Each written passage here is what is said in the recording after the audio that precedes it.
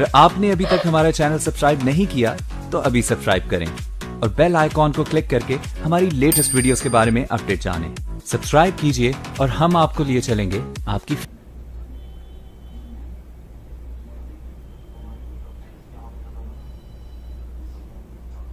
Pakistani press was allowed on multiple occasions.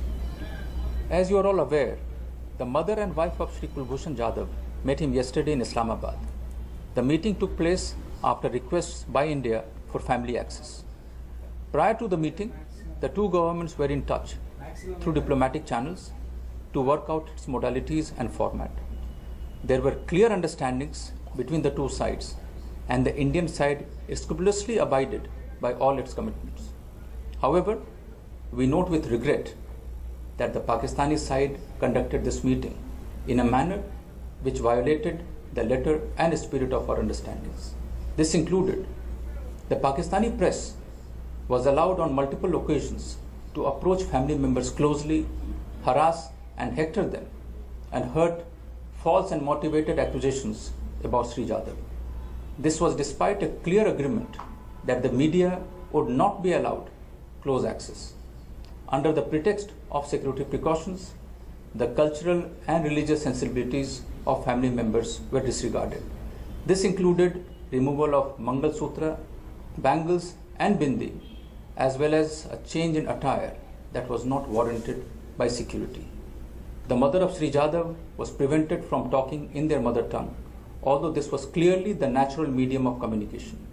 She was repeatedly interrupted while doing so and eventually prevented from proceeding further in this regard. Deputy High Commissioner was initially separated from family members who were taken to the meeting without informing him.